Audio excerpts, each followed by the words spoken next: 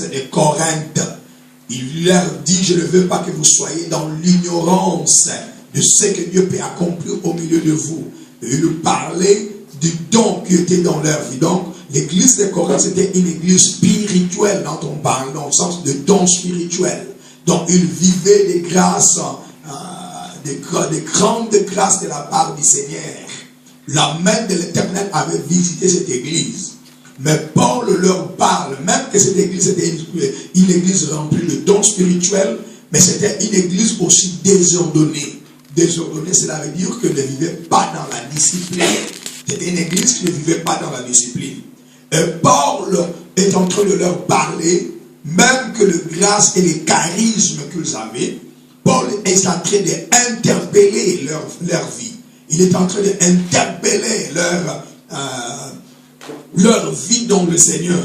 C'est pour cette raison qu'il adresse cette parole à cette église, que ce qu'on demande de dispensateur, que chacun soit trouvé fidèle. Donc la fidélité, Dieu cherche la fidélité dans l'église.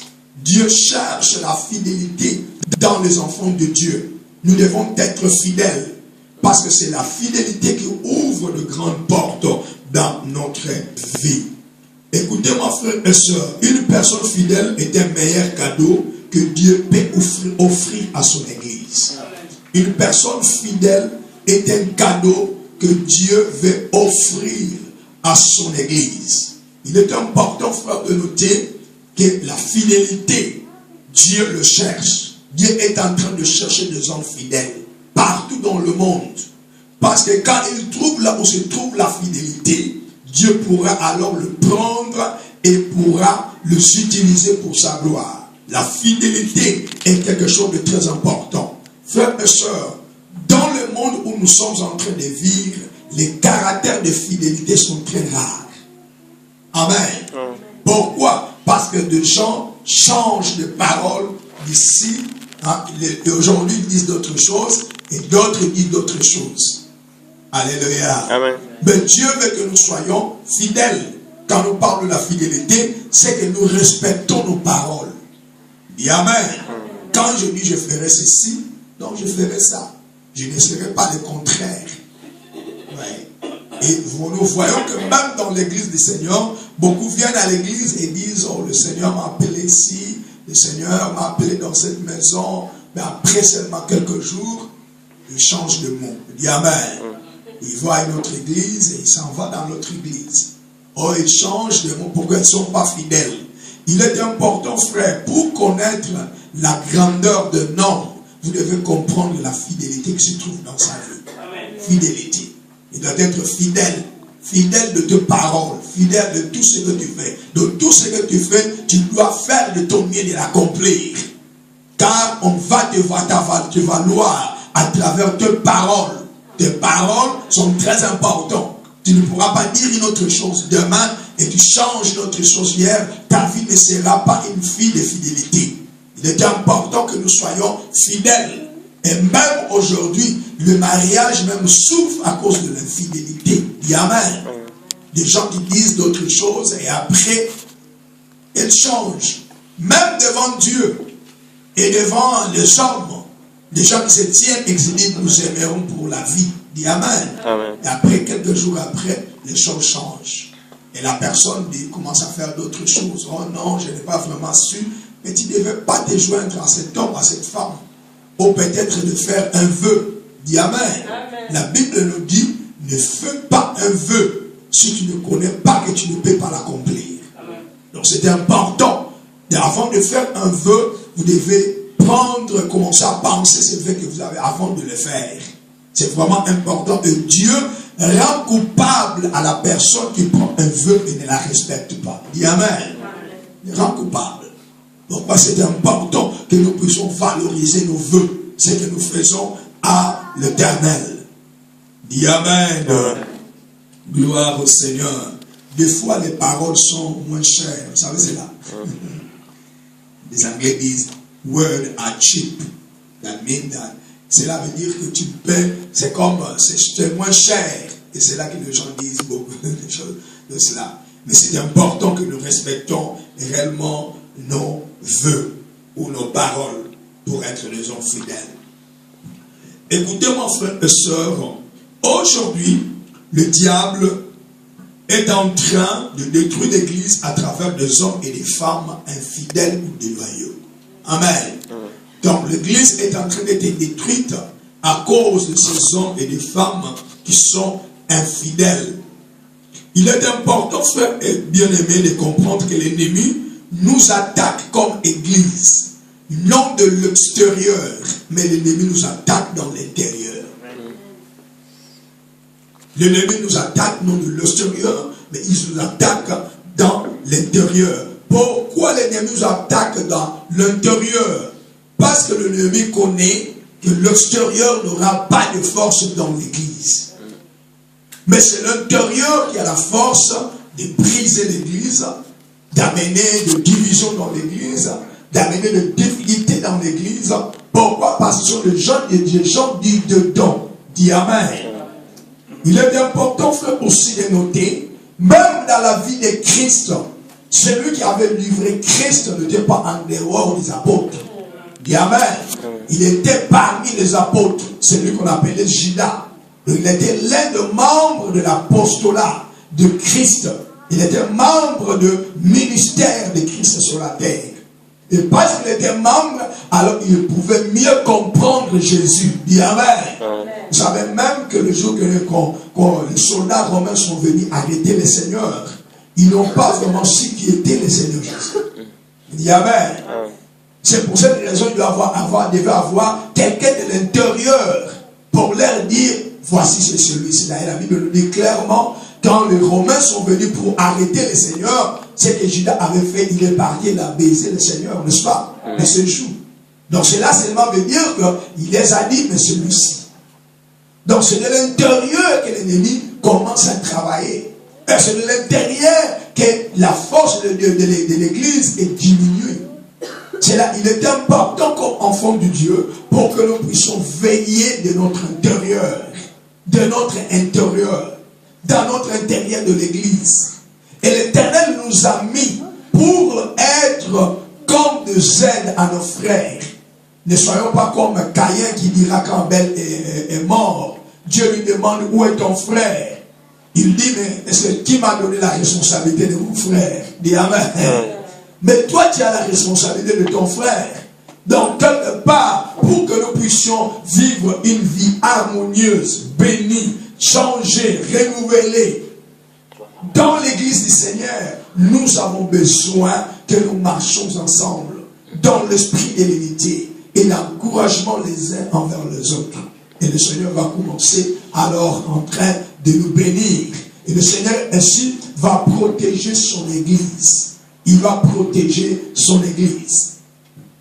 Et toi, tu as un instrument par lequel que Dieu choisit pour protéger l'église de Dieu vivant.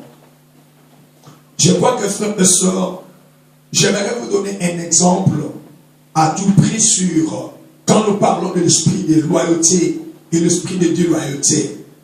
J'avais lu dans un livre un jour l'histoire d'un général qui devait encercler et qui devait conquérir une ville fortifiée. Donc l'histoire d'un général qui était un militaire et qui devait conquérir conquérir une ville qu'il avait la mission de conquérir. Et quand ce général est venu dans cette ville pour conquérir la ville, le général avait trouvé réellement que la ville était barricadée, donc fortifiée. Il avait des grandes murs que peut-être ce général ne pourrait pas s'enfoncer et y entrer. À ce temps-là, je ne parle pas de ce moment parce qu'aujourd'hui nous avons des armes plus sophistiquées qui peuvent détruire de murailles, qui peuvent détruire de forteresses, tout cela. Mais c'était au temps des Romains. Ce général est venu pour encercler la ville. Parce que ce qu'il devait faire, c'est encercler la ville et que personne ne sort et que personne n'y entre. Et quand la ville est encerclée de cette forme-là, c'est important que le peuple va commencer, parce que s'il n'y a pas la nourriture, il n'y a pas de l'eau là à l'intérieur, le peuple va commencer à mourir dans cette propre ville. Mais ce qui s'était fait que la ville que ce généraux avait encerclée, il y avait déjà ce qu'on appelle des magasins de provisions là-dedans. Et il y avait aussi de l'eau déjà qui venait dans le souterrain. Et ils étaient donc, même que la ville a été encerclée, mais ils étaient quand même en paix, ils mangeaient, etc. Et la porte était totalement fermée. Et quand le capitaine s'est arrivé, ce général plutôt, est arrivé pour prendre la ville, c'était difficile pour le prendre. Alors ils étaient en dehors, ils ont entouré la ville. Ils avaient entouré toute la ville. Et quand ils ont entouré la ville, parce que ce général avait au moins 4 bataillons de soldats pour entourer la ville. C'est extraordinaire quand nous parlons de bataillons, c'est une grande entité. La bataillon en soi, elle paie, parce que les bataillons en soi doivent avoir au moins plus de 12 pelotons. Et un peloton à 12 personnes. Donc quand nous parlons déjà des 4 bataillons, donc il y avait un paix. Et une multitude de gens qui étaient là, un grand nombre de gens qui étaient là. Ils ont entouré la ville. Alors, un ami de ces généraux qui était un capitaine, et il est venu s'asseoir avec ces généraux et lui a demandé, mais général, quel est le plan que vous avez pour alors conquérir la ville? Parce que la ville est déjà enfermée. Et comment est-ce que nous allons entrer dans la ville pour que nous puissions prendre la ville? Et le général va voir son capitaine, il lui regarde et commence à rire. Le général me dit, mais tu dois me donner la stratégie. Qu'est-ce que tu vas utiliser pour entrer dans la ville? Alors c'est le général qui a commencé à rire et lui dit, non, j'ai une 5e bataillon. J'ai une 5e bataillon. Il me dit, mais moi je ne vois pas la 5e bataillon parce que nous sommes ici seulement à 4 bataillons. Je ne vois pas une 5e bataillon. Et le général va me dire, oui, j'ai une 5e bataillon. La 5e bataillon, ce sont les espions qui se trouvent dans la ville. Ce sont les espions qui se trouvent dans la ville. Donc quand nous sommes ici, ils connaissent que nous sommes ici. Amen. Et nous sommes en train d'attendre que ce porte barricadé, ce porte fortifié, ces bataillons qui se trouvent dans la ville vont nous ouvrir la porte. Dis Amen. Et nous allons entrer. Amen. Et nous allons posséder la ville. Amen. Donc c'est la même chose aussi pour l'église de Dieu. Quand nous avons des commandos dans la maison de l'Éternel, mais il y a aussi des espions dans la maison de l'Éternel. Et ces espions qui viennent avec le but seulement que l'armée de l'ennemi vienne et possède notre territoire. Voilà comment l'ennemi peut œuvrer aussi dans nos vies. Des fois, frères et sœurs, nous sommes des enfants de Dieu, mais nous faisons l'œuvre de l'ennemi. Dis Amen. Au lieu de faire l'œuvre de Dieu, au lieu de faire ce que l'Éternel nous appelle à faire, nous sommes en train de faire ce que Dieu nous a pas appelé. Et nous contribuons pour que l'ennemi commence à détruire l'église de Dieu. Et c'est pour cette raison que nous devons être loyaux pour Dieu. Nous devons être loyaux. C'est important, frères et sœurs.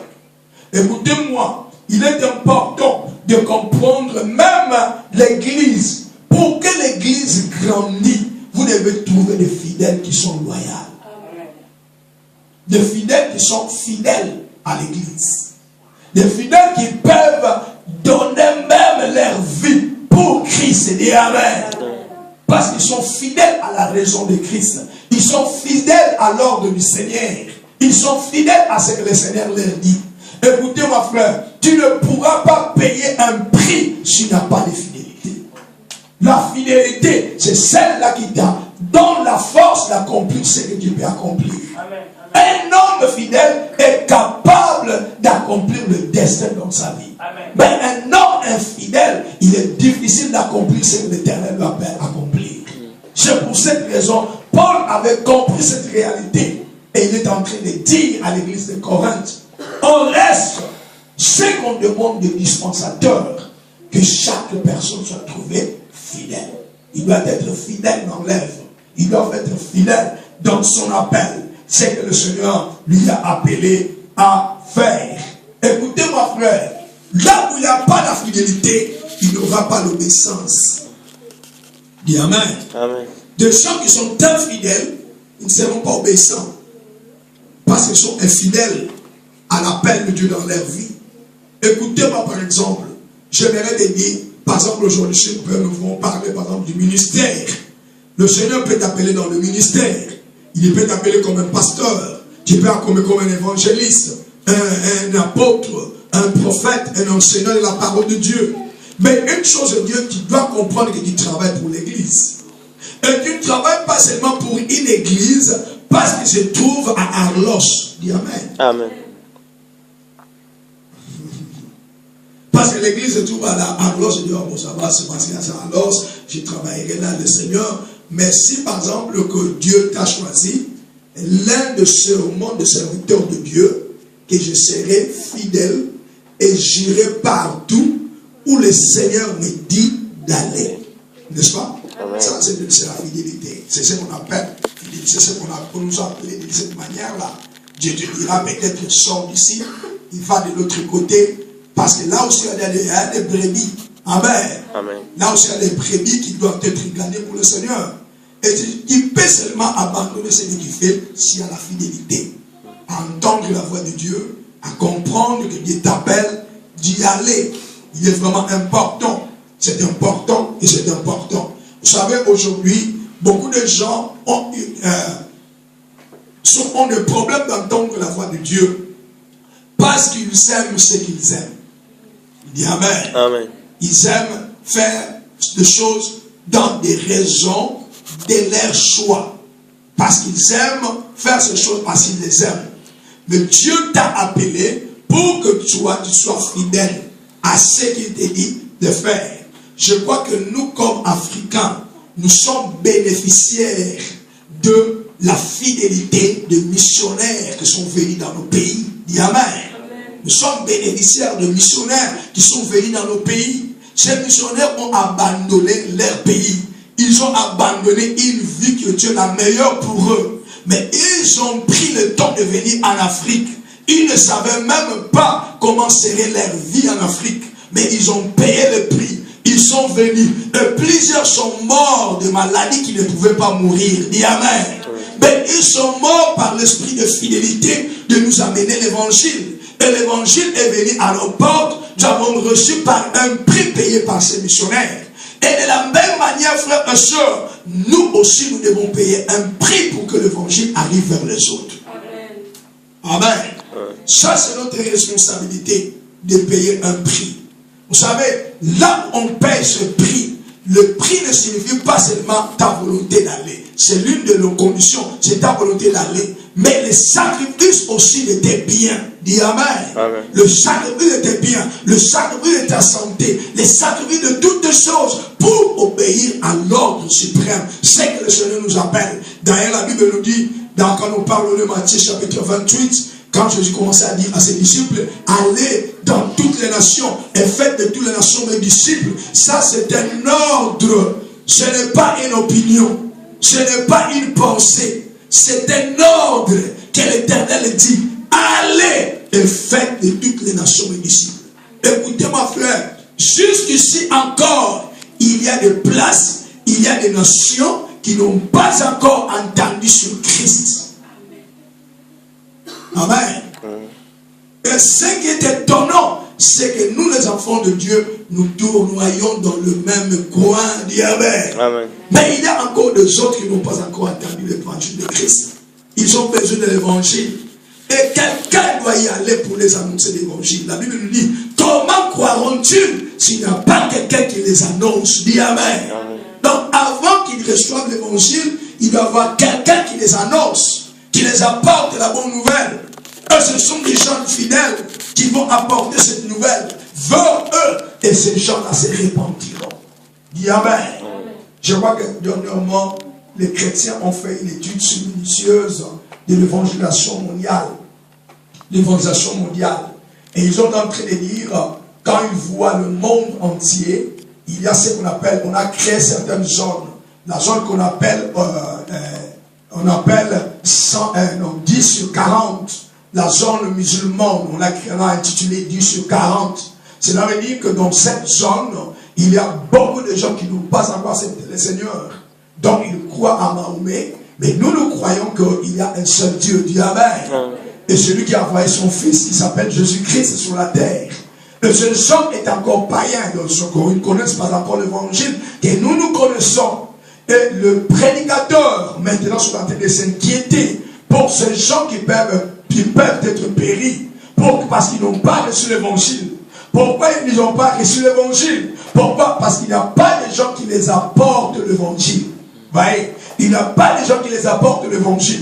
Mais j'aimerais te dire, frères et sœurs, quand nous regardons le monde en soi, aujourd'hui, nous savons que dans la proportion de la population mondiale, on nous parle déjà au moins de ce qu'on appelle c'est plus de 6 billions de gens qui se trouvent sur la terre, n'est-ce pas? C'est 6 billions de gens qui se trouvent sur la terre. Et l'équivalence de ce prix, l'excellence, c'est la totalité des gens qui se trouvent dans le continent du monde. On nous parle seulement sur ces 6 billions de gens, au moins seulement 2 millions de gens qui ont accepté Jésus comme Seigneur et Sauveur. Donc cela veut dire qu'il y a plus de 4 millions de gens qui n'ont jamais entendu parler de Christ.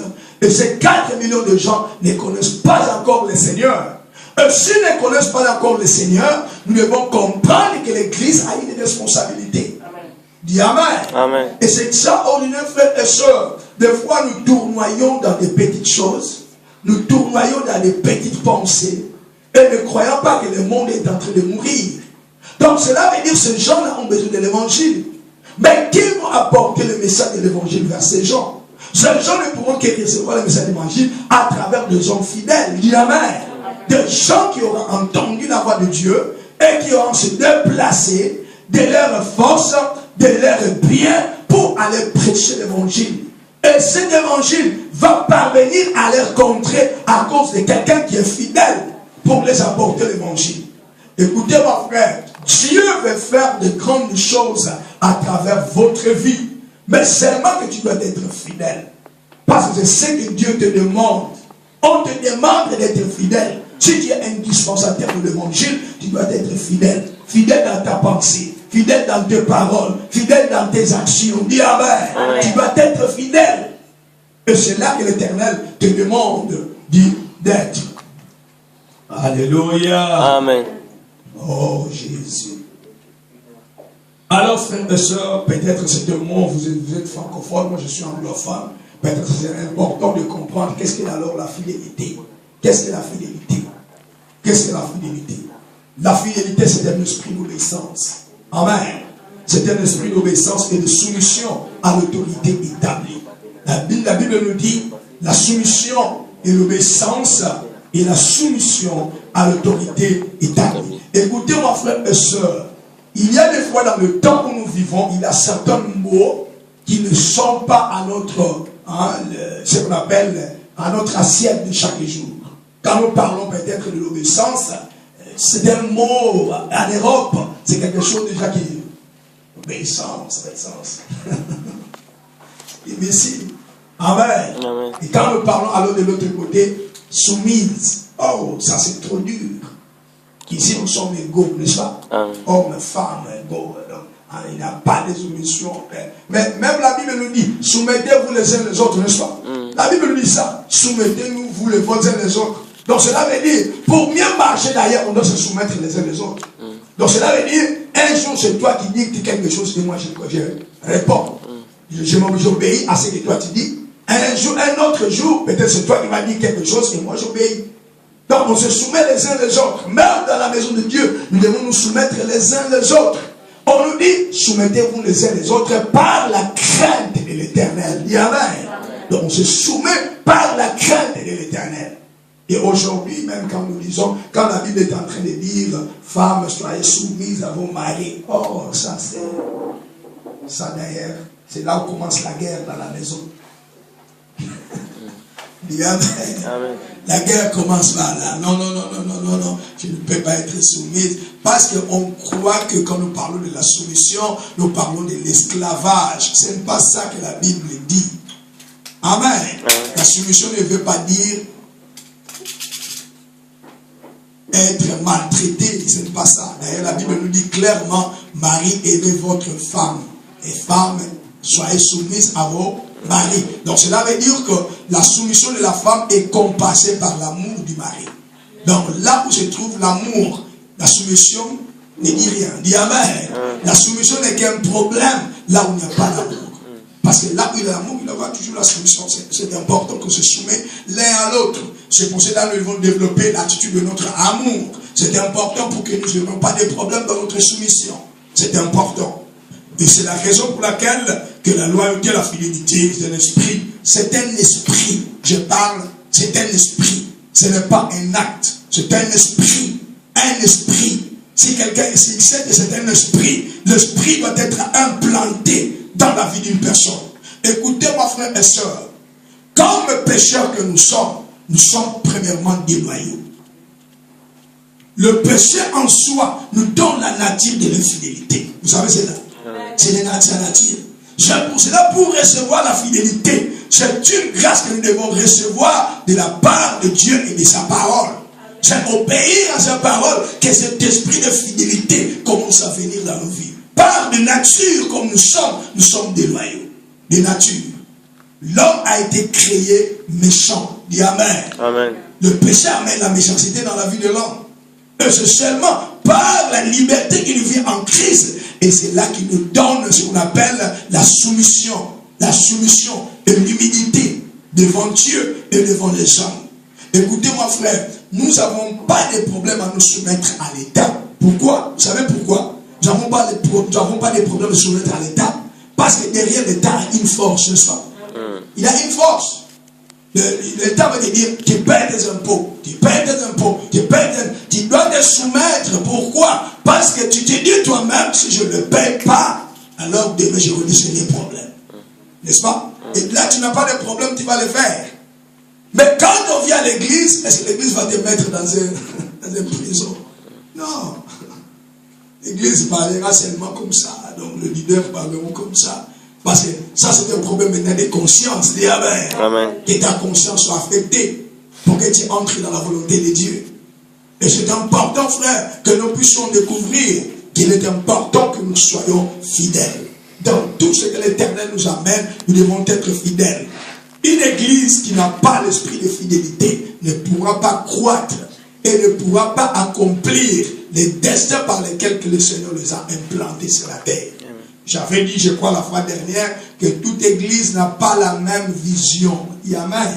Amen. Chaque église a une vision particulière que le Seigneur leur a donnée. Et parce qu'ils ont une vision particulière, ils doivent avoir la fidélité pour accomplir ce que l'Éternel les appelle à accomplir dans leur vie. Amen. Alléluia. Amen. Gloire au Seigneur. La déloyauté enfante la discorde, la haine et le murmure. Là où se trouve la déloyauté, il y a la discorde.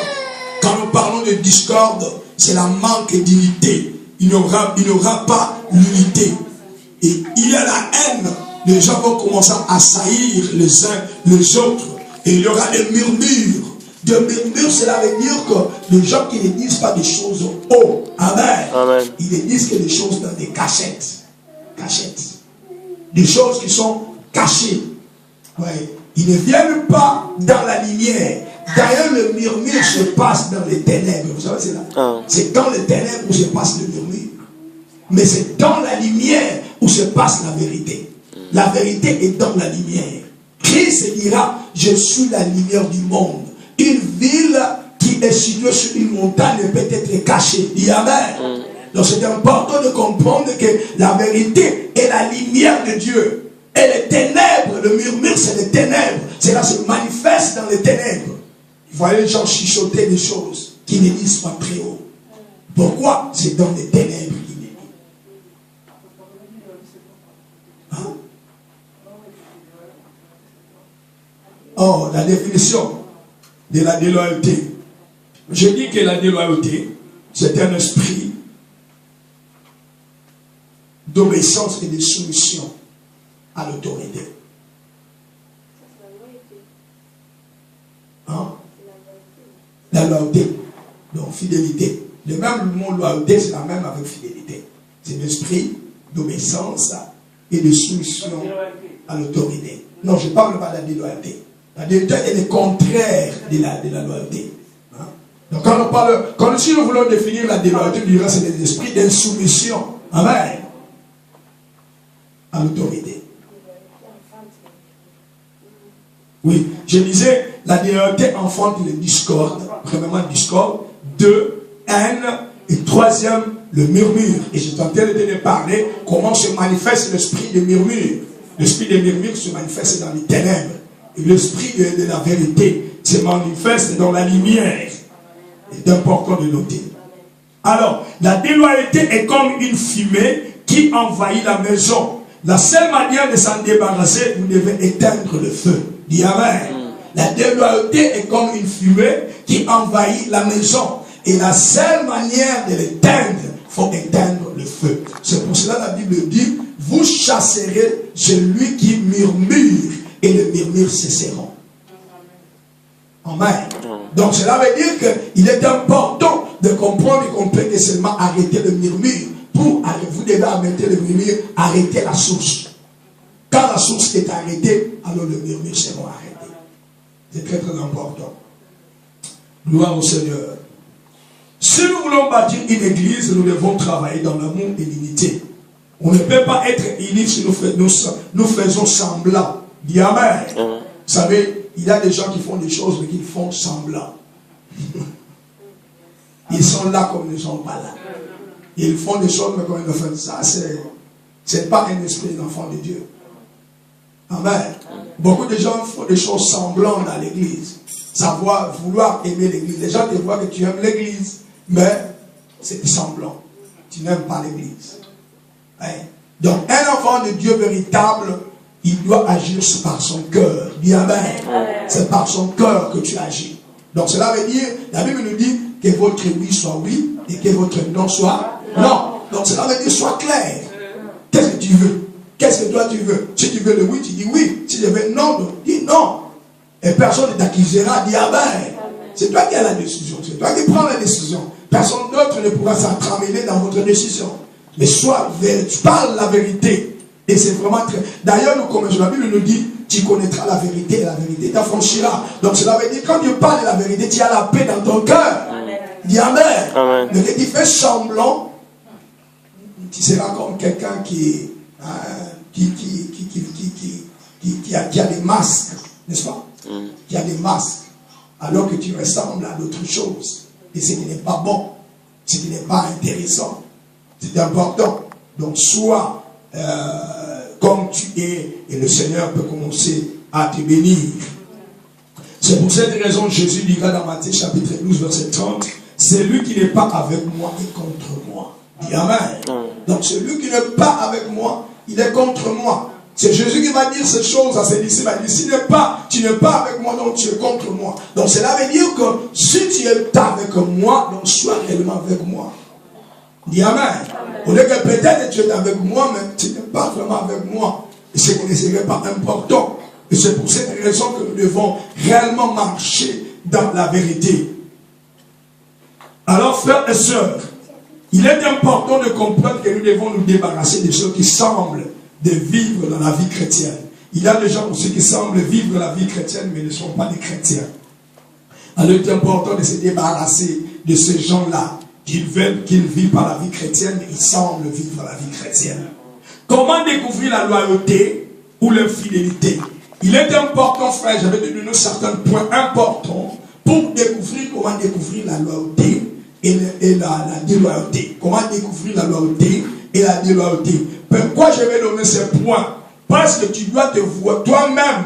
Tu peux te voir dans un miroir. Dis amen. Amen. Pour voir si moi je suis dans la loyauté ou je le suis dans la déloyauté. Parce qu'il a les signes de la déloyauté.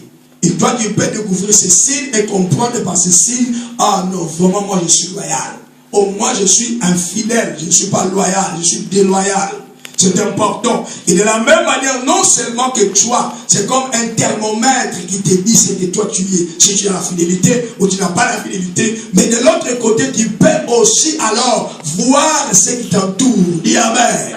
Pour savoir si ces hommes ou ces femmes sont réellement dans la fidélité ou dans l'infidélité. La première chose qui décrit l'esprit de fidélité, c'est l'esprit de l'indépendance. Amen. Amen. Une personne indépendante.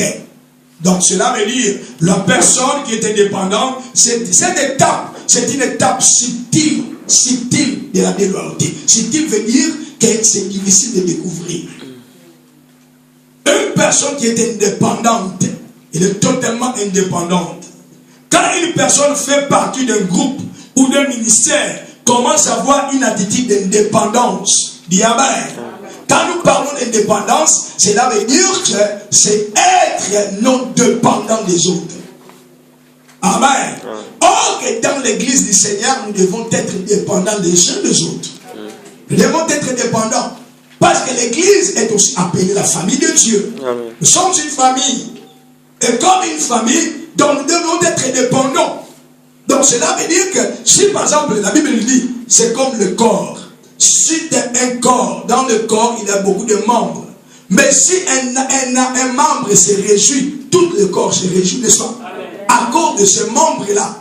Donc cela veut dire que la dépendance, le corps, les membres du corps sont dépendants les uns des autres dans le corps. De la même chose comme membres de l'église, nous sommes dépendants les uns des autres. Cela veut dire, si quelqu'un est touché la maladie, il est touché par la maladie, c'est l'église aussi qui est touchée. Dis Amen. Pourquoi nous prions pour ses frères? Pourquoi nous prions pour vos soeurs? Parce que c'est l'un des membres de notre propre famille. Nous voulons le voir guérir. Dis Amen. Et nous payons le prix, nous prions pour lui, nous intercédons pour lui, nous passons le temps de la prière pour que le Seigneur a fait quelque chose pour sa vie. Pourquoi? Parce qu'il est membre de notre corps. Il est membre de notre corps. Et il y a beaucoup de gens qui vivent dans cet esprit de l'indépendance. Celui qui est indépendant, il ne se soumet pas aux règles et aux principes de l'église ou d'une communauté. Il ne se soumet pas aux règles et aux principes d'une communauté. Vous savez, l'indépendance pousse les gens à faire ce qu'ils veulent. Dis Amen.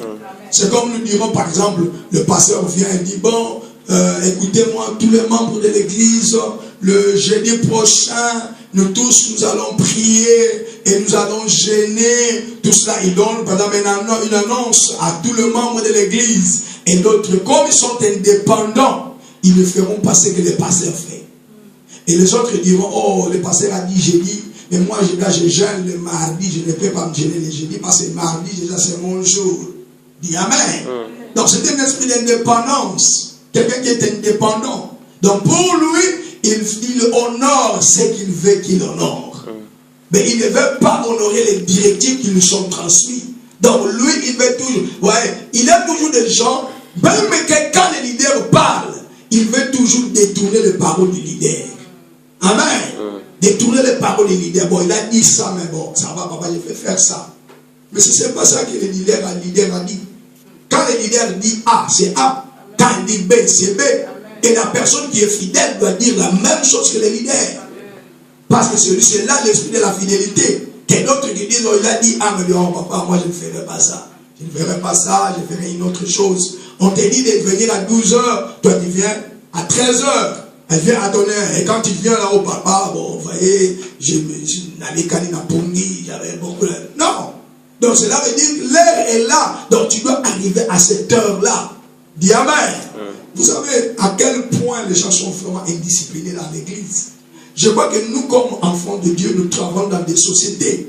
Tu n'iras pas à ton travail à l'heure qui n'est pas proposée dans votre société. Donc quand on te dit 9 h du matin, tu dois être là à 9 h. Pourquoi? Parce que tu t'entends que si par exemple tu répètes ce type de choses, tu seras chassé de ton travail. Et tu ne voudras pas qu'on te chasse de ton travail parce qu'on te paye et tu as besoin de l'argent. N'est-ce pas? Mais quand les gens viennent à l'église, ils ne respectent pas ça.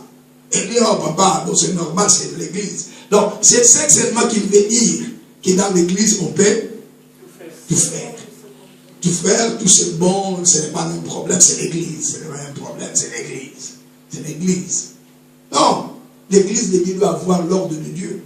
Est-ce que vous savez que c'est dans l'église où se trouve le gouvernement de Dieu? C'est le gouvernement de Dieu qui se trouve dans l'église. Dieu, premièrement, pour voir le monde, il le voit à travers l'église. À travers l'église. C'est extraordinaire. C'est une grande révélation. Dieu voit l'église le monde à travers l'église. Et la Bible d'ailleurs nous dit, même le jugement ne commencera pas dans le monde, mais le jugement commencera dans la maison de Dieu. Le jugement doit commencer dans la maison de Dieu. Donc Dieu va commencer vraiment à agir. Pourquoi il va commencer premièrement chez l'église? Parce que c'est ça l'instrument qui change le monde. C'est l'église. C'est très important, frères et sœurs, que nous puissions découvrir ces réalités. Et c'est pour ça que quand nous venons dans l'église, nous devons nous conformer aux règles et aux principes de la vie de l'église. Comment l'église doit marcher. Et c'est là que nous serons une bénédiction pour les autres. Dis Amen. Amen. Vous savez, frères et sœurs, c'est extraordinaire de noter que l'ordre définit toutes choses. Amen. Vous savez, je vais te dire quelque chose. Moi, j'ai eu la grâce, j'étais officier dans l'armée. J'étais officier dans l'armée. J'ai eu la grâce d'être dans l'armée. Dans l'armée, on ne discute pas les ordres. N'est-ce pas? On ne discute pas les ordres. Même que les ordres ne sont pas bons, on ne discute pas. On ne peut pas discuter les ordres. Vous savez pourquoi on ne discute pas? Parce que dans une armée qui est indisciplinée ne peut pas vaincre les guerres. Ne peut pas vaincre les guerres. Même dans des situations un peu difficiles, ton chef te dira, même que quand il ne faut pas avancer, quand il dit avance, quel que soit le prix, tu avances.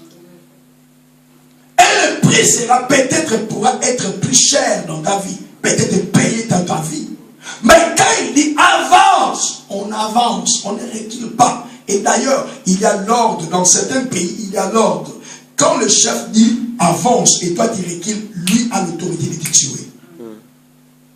Parce que tu feras défaut aux autres qui sont derrière toi. Voyez l'ordre. Donc il y a certaines choses, c'est extraordinaire de comprendre qu'il y a des ordres que Dieu veut établir dans son église. L'église est aussi appelée l'armée de l'éternel, n'est-ce pas? C'est l'armée de l'éternel. Si l'église est l'armée de l'éternel, il doit y avoir même l'ordre dans l'église. Il y a certaines choses quand on le dit, on fait ça, on fait ça. On ne fait pas ça, on ne veut pas ça. Pourquoi? Parce qu'il y a l'ordre. Il y a vraiment l'ordre. Dis Amen. Amen. C'est la raison pour laquelle aujourd'hui nous voyons l'église en train de souffrir. Souffrir. Parce qu'il n'y a pas d'ordre. Il n'y a pas d'ordre. Et nous ne reconnaissons même pas qui est qui. Dis Amen. Le membre, c'est voir comme ils sont les pasteurs. Ils sont les diacres eux-mêmes. Il n'y a pas l'ordre. Même quand un diacre vient dire, oh, nous allons faire ça, il dit, oh, c'est qui là qui parle. Parce que les gens, ils voient, c'est normal. C'est normal. Non, l'église est une armée. C'est une armée de l'éternel. Il doit avoir l'ordre. Et si nous voulons aboutir à faire de grandes choses, nous devons nous voir comme une armée de l'éternel. Une armée de l'éternel. Et comme une armée de l'éternel, nous pouvons faire de grandes choses et nous serons réellement bénis. Parce que nous sommes une armée de la part de l'éternel. Dis Amen. C'est extraordinaire. C'est vraiment important. C'est vraiment important de comprendre ces choses. Par exemple, je vais te dire, par exemple, un intercesseur de l'église, qui est appelé à payer le prix pour la vie de l'église. Amen. On peut exiger beaucoup de choses. Beaucoup de choses. Moi, je vis par exemple dans mon église, merci Baba, dans mon église, nous avons eu le temps où les intercesseurs doivent peut-être jeûner, peut-être chaque semaine, ou bien avoir une retraite chaque semaine. Chaque semaine, ils sont dans la retraite. Chaque semaine, ils ont des temps où ils passent des temps dans la retraite. 3 jours. Ils sont mariés, je te dis, ils sont mariés. Mais ils doivent venir et prier. Dis Amen. Ils sont mariés. Donc cela veut dire, quand tu t'engages à quelque chose, tu dois savoir le prix que tu payeras. Avant de t'engager. Beaucoup de gens s'engagent aux choses qu'ils ne connaissent pas. Tu dois engager à une chose, tu dois comprendre le prix que tu payeras avant de s'engager. Donc quand tu t'engages à l'intercession, tu es appelé à prier. Dis Amen. Et on te demandera de venir commencer à prier. Peut-être il y aura des temps porteurs ou importeurs. Cela veut dire des temps qui sont bien pour toi ou qui ne sont pas bons pour toi, mais tu es appelé à prier. Et si tu es appelé à prier, tu feras ton mieux d'être là et de prier. Ouais. Donc c'est vraiment important que nous puissions découvrir ces choses comme l'église du Seigneur. Et le Seigneur va commencer à te bénir. Vous savez, dans la vie de David, David avait aussi certains responsables qui étaient aussi indépendants. Vous savez cela? Dans la vie de David, David était roi, mais il y avait encore d'autres qui étaient avec David, mais qui étaient indépendants, qui faisaient ce qu'ils voulaient. Par exemple, le cas de Joab. Amen. Joab était chef de l'armée de David. Amen. Mais avec un esprit d'indépendance. Il faisait des choses lui-même. Premièrement, par exemple, je vais vous dire, si vous voulez le prendre, vous allez lire à la maison, 2 Samuel chapitre 3, versets 20 à 21. 2 Samuel chapitre 3, versets 20 à 21. Et 2 Samuel chapitre 3, 26 à 27. J'aimerais seulement vous donner l'histoire. C'est quand alors Joab avait tué Abner. Abner était le général. Il était général dans l'armée de Saul. Et c'est lui qui était le général de 10 tribus d'Israël. Avant que David devienne le roi de 12 tribus. Parce qu'il avait seulement en sa main ce Juda et Benjamin. Il dirigeait Juda et Benjamin. Et Joab était son chef de l'armée. Mais un jour, Abner va venir pour réconcilier la tribu, les deux tribus d'Israël